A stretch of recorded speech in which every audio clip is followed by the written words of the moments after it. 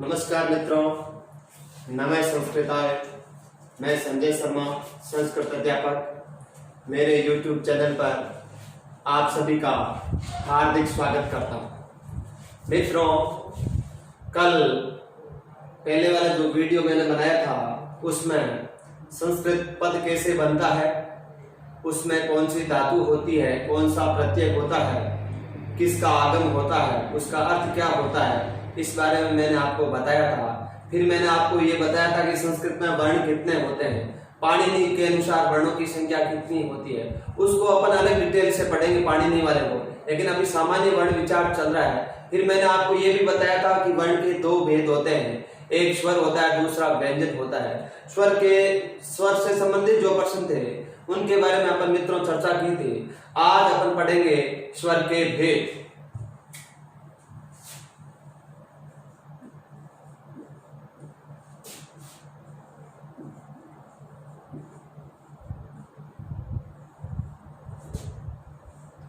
समझने का प्रयास करें, धीरे धीरे आराम से समझें।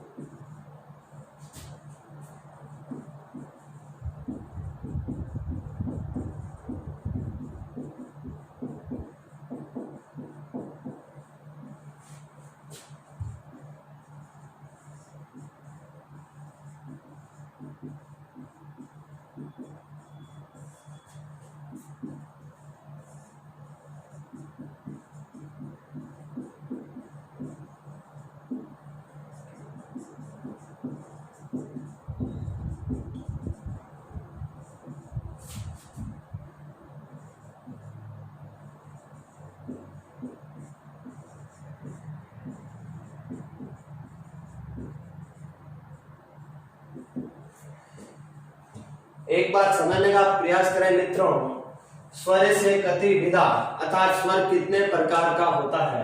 तो संस्कृत में स्वर तीन प्रकार का होता है, ह्रस्व, दीर्घ और पलुत।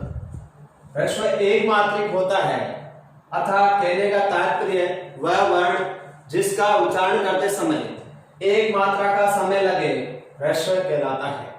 वह वर्ण जिसका उच्चारण करते समय द्विमात्रिका मतलब वह वर्ण जिसका उच्चारण करते समय दो मात्रा का समय लगे क्या कहलाता है, दीर्घ कहलाता है। वह वर्ण जिसका उच्चारण करते समय तीन मात्रा का समय लगे संस्कृत में क्या कहलाता है, प्लुत कहलाता है। अब आगे बढ़ते हैं। एक मात्रिक स्वर कितने होते हैं संस्कृत में? 5 होते हैं। जो मूल स्वर होते हैं वो ही एक मात्रिक स्वर कहलाते हैं, अ, ई, उ, री और लृ। इसी प्रकार आपसे प्रश्न आ गया द्विमात्रिक स्वर कितने होते हैं संस्कृत में? तो 8 होते हैं। आ, बड़ी, बड़ाऊ, रे, ए, ऐ, ओ, औ। इसी प्रकार प्लुत जो स्वर होता है उसका प्रयोग वेद में किया जाता है, वैदिक में देखने को मिलता है। लेकिन जो हिंदी वाला अपन 3 लिखते हैं ये संस्कृत में क्या कहलाता है, प्लुत। अर्थात वह वर्ण जिसका उच्चारण करते समय 3 मात्रा का समय लगे, अर्थात एक मात्रिका द्विगुना समय लगे, संस्कृत में क्या कहलाता है, प्लुत कहलाता है। जैसे आपने बच्चों पद देखा होगा ओम, अर्थात इसका उच्चारण करते समय द्विगुना समय लगे, वो संस्कृत में क्या कहलाएगा, प्लुत कहलाएगा। जैसे ओम।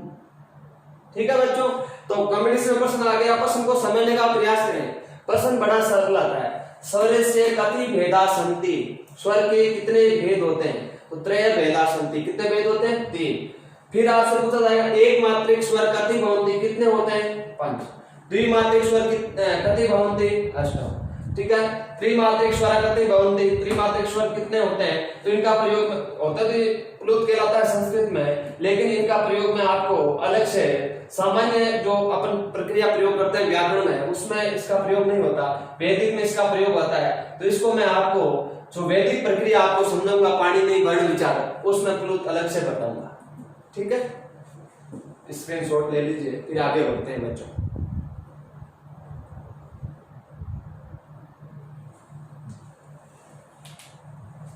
एक एक प्रश्न को समझने का प्रयास करें आप लोग।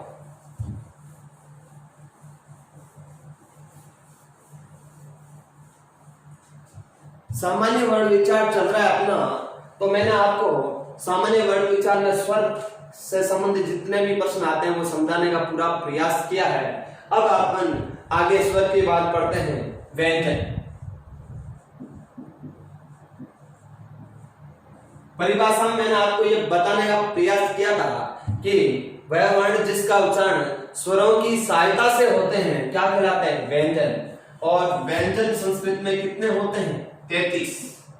अर्थात व्यंजन के भी 3 भेद होते हैं। व्यंजन के भी कितने भेद होते हैं? 3 भेद। वो कौन कौन से हैं? पढ़ने का प्रयास करें। स्पर्श व्यंजन,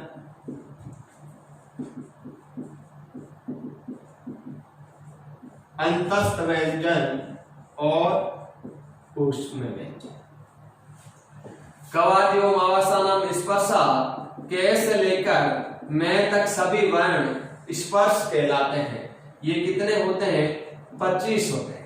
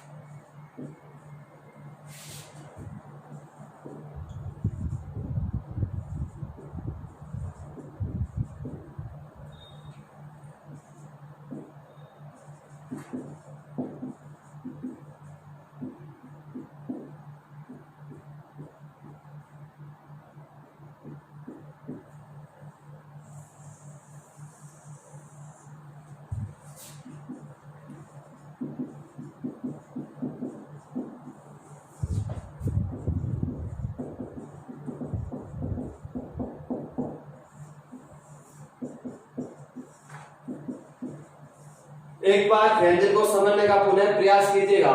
संस्कृत में व्यंजन कितने होते हैं? 33। तथा व्यंजन से कति भेदा संति? त्रय भेदा संति। 3 भेद होते हैं। स्पर्श व्यंजन, अंतस्थ व्यंजन और ऊष्म व्यंजन। उसके बाद जो स्पर्श व्यंजन कौन कौन से होते हैं? कवादियों मवासानाम स्पर्शा, क से लेकर मैं तक सभी वर्ण क्या कहलाते हैं? स्पर्श कहलाते हैं।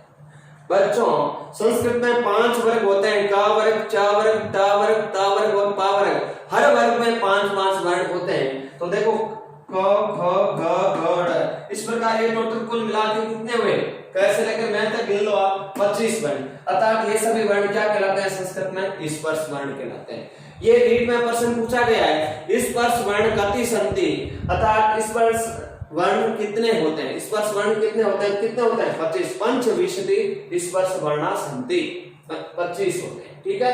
उसके बाद में अंतस्थ, ये क्रम वेरी मोस्ट है, बार-बार कंपटीशन में पूछ लिया जाता है। जब अपन हिंदी का जब ये क्रम लिखते हैं तो या ल ल लिखते हैं, लेकिन अपने संस्कृत में अंतस्थ, यणो अंतस्था, अर्थात यण है वो अंतस्थ कहलाता है। तो यण में कौन कौन से वर्ण आएंगे? य, व, र, ल, ये 4 क्या कहलाते हैं? अंतस्थ। ये प्रश्न पूछा गया इनका कर्म। तो वेरी मोस्ट इस बात को ध्यान में रखना ना, रीट में 2-3 बार ये प्रश्न पूछा गया। उसके पश्चात सलोस्मान है, सल जो प्रत्यार है, स, स और है, ये क्या कहलाते हैं? ऊष्म वर्ण कहलाते हैं। गिन लीजिए आप, 25 ये और 4 29 और 4 33।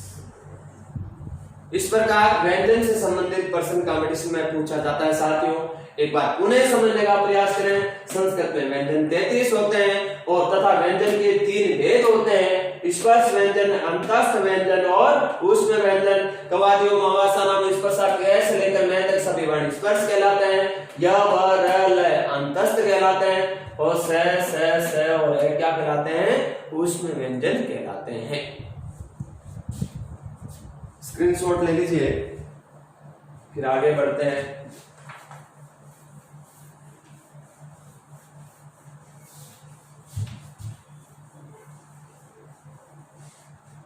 साथियों मैंने आपको ये बताया था कि संस्कृत में सामान्यतः वर्णों की संख्या 52 होती है। कभी कभार ये जो वर्णों वाला प्रश्न है अलग विशिष्ट के अलग अलग अपनी तरफ के तरीके से पढ़ाते हैं, तो ध्यान में रखना ये प्रश्न वेरी मोस्ट है। संस्कृत में सामान्यतः वर्णों की संख्या 52 होती है। कभी कभार पूछ लेते हैं मुख्य रूप से वर्णों की संख्या कितनी होती है, तो दिमाग में रखना 46 होती है। आगे बढ़ते मुख्य रूप से पूछे तो 13 तो आपके हो गए स्वर और 33 व्यंजन। उसके पश्चात कौन कौन से 52 हुए, वर्ण 52 कौन से हुए, तो देखिए मैंने आपको बताया था 13 तो आपके स्वर हो गए और 33 व्यंजन हो गए, तो टोटल कितना है अपने पास 46। कितने बाकी है साथियों, 6 और बाकी है। वो 6 कौन से,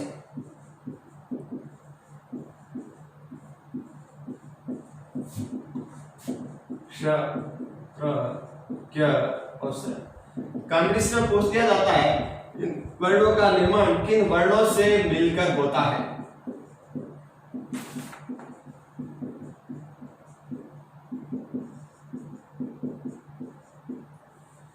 ये जो 4 वर्ण है, इन वर्णों का निर्माण किन वर्णों से मिलकर होता है। क स से होंगे क्ष, त और रे से होंगे त्र, ज और य से होंगे ज, और श और रे से मिलकर क्या बनता है। इनका विशेष ध्यान रखें आप। तो 4 ये हो गए, तो कितना हो गया टोटल 46 और 4 50। 51 नंबर पर होता है आपके अनुस्वार और 52 नंबर पर आपके होता है विसर्ग। एक बार पुनः समझने का प्रयास कीजिएगा। संस्कृत में वर्णों की संख्या 52 होती है, उसमें 13 तो मूल स्वर, 13 तो स्वर हो गए, मूल स्वर 5 हो गए, 13 स्वर हो गए, 33 व्यंजन हो गए। उसके पश्चात साथियों 4 ये वर्ण हो गए, तो कितना हो गए टोटल 13 और 33 46 और 4 50 51 और 52। तो कति वर्णा संति संस्कृता, तो संस्कृत में कितने वर्ण होते हैं 52। संस्कृते कति वर्णा संति, प्रश्न इस प्रकार का आता है तो निश्चित रूप से आपको उत्तर 52 वर्णा भवन्ति, 52 होते हैं। लेकिन प्रश्न ये आ गया पाणिनि अनुसार कति वर्णा संति, पाणिनि के अनुसार वर्ण कितने होते हैं, तो मैंने आपको बताया था 63/64 अर्थात 63 व 64 दोनों शुद्ध बताएं। तो ध्यान में रखना वा का मतलब विकल्प से दोनों शुद्ध है। आगे बढ़ते हैं, स्क्रीनशॉट ले लीजिए।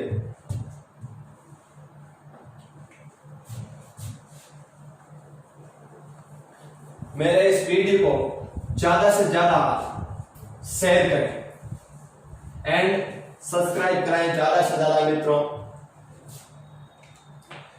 संस्कृत भाषा को बड़े सरल भाषा से समझाने का पूरा प्रयास करूंगा। अब अपन पढ़ेंगे पाणिनि के अनुसार वर्ण विचार। पाणिनि के अनुसार वर्ण विचार। सबसे पहले मैंने आपको सामान्यतः वर्णों की संख्या बताने का प्रयास किया था। अब मैं आपको टॉपिक को समझाने का प्रयास कर रहा हूं, पाणिनि के अनुसार वर्ण विचार। साथियों यदि पाणिनि के अनुसार वर्ण विचारों की संख्या पूछे तो 63 व 64 दोनों राइट है। सामान्य रूप से आपको वर्णों की संख्या पूछे तो 52 होती है, 52 वर्णा भवन्ति। लेकिन पाणिनि के अनुसार पूछे तो 63 व 64। ये रीट में प्रश्न आ चुका है। तो साथियों जिस प्रकार का कंपटीशन में प्रश्न पूछा जा रहा है आपको उसी प्रकार का उत्तर देने का प्रयास करना है। पाणिनि जी ने वर्ण विचार को 6 भागों में बांटा है। कितने भागों में 6 भाग। वो कौन कौन से बताएं, समझने का प्रयास करें। सबसे पहले पाणिनि जी ने स्वर के बारे में बताया, तत्पश्चात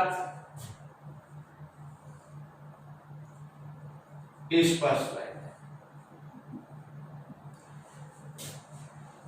3 नंबर पर यादि, 4 नंबर पर यम, 5 नंबर पर अयोग्य और 6 नंबर पर विस्पष्ट वर्ण।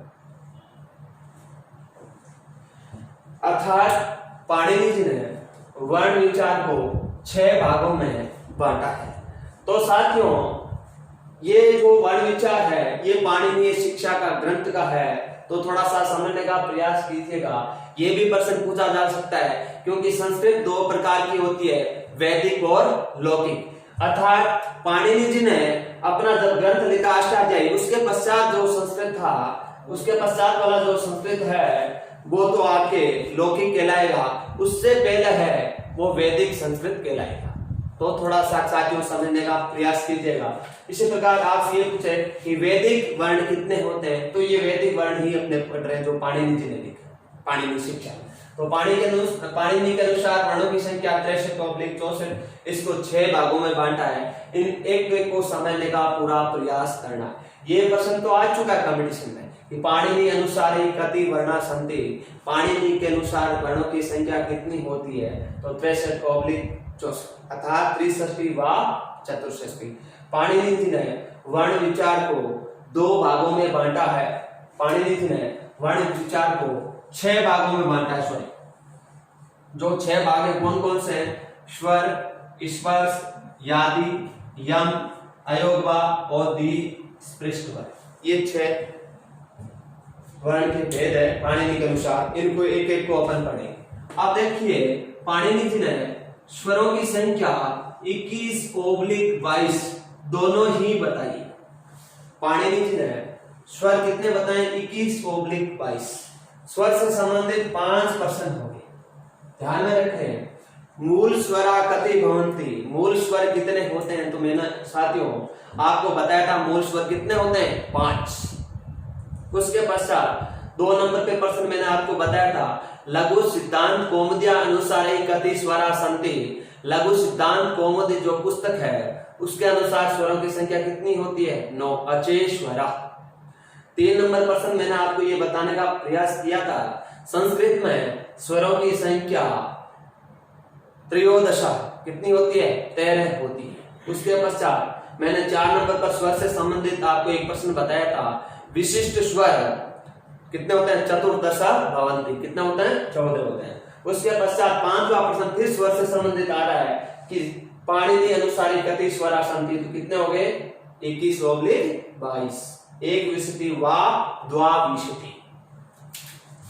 अब ये कौन कौन से होते हैं इनकी परिचर्चा हम करते हैं। अर्थात ये भी आपसे प्रश्न पूछा जा सकता है कि वैदिक स्वर कितने होते हैं? तो वैदिक स्वर ये, अर्थात पाणिनि के अनुसार स्वरों की संख्या 21/22। अब हुए कौन से, थोड़ा सा समझने का प्रयास किए, क्योंकि स्वर के 3 भेद बताए हैं। उन भेदों के अनुसार चलोगे तो डायरेक्ट आपकी समझ में आ जाएगा। कौन कौन से हैं समझने का प्रयास करें।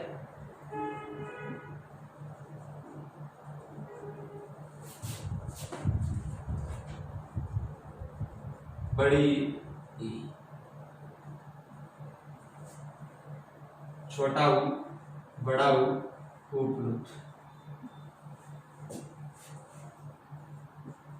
री, बड़ी री,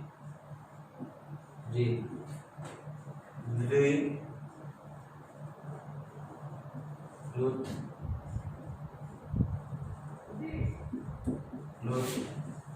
ऐ, लुत, लुत, निस, आउ, लुत। एक बार साथियों थोड़ा सा समझने का प्रयास करें, इसकी अपने चर्चा अगले वीडियो में करेंगे। एक बार आप ये स्वर लिख लीजिए, ठीक है। तो स्वर कितने होते हैं? 21/22। अर्थात पाणिनि जी ने इसको विकल्प के रूप में माना। एक बार माना, एक बार नहीं माना है। नहीं मानोगे तो कितने हो जाएंगे? 21, और मानोगे तो कितने हो जाएंगे? 22। एक बार नहीं लेते हैं, 3 3 6 3 9 3 12 2 14 2 16 2 18 2 20 और 2 22। इसको एक बार माना है, यदि मानोगे तो 22 है, यदि नहीं मानोगे तो 21 है। इस बात को ध्यान रखना। और इससे आगे वाली जो चर्चा है कल वाले वीडियो में करेंगे। साथियों आप ज्यादा से ज्यादा मेरे वीडियो को शेयर कर दो। संस्कृत में ज्यादा से ज्यादा आपको ट्रिक मिलेगी। हर टॉपिक आप ट्रिक वाइज चलेगा। 30 में से 30 प्रश्न आप ला सकते हो, लेकिन हमारा केवल मार्गदर्शन रहेगा, तैयारी आपकी रहेगी। साधुवाद।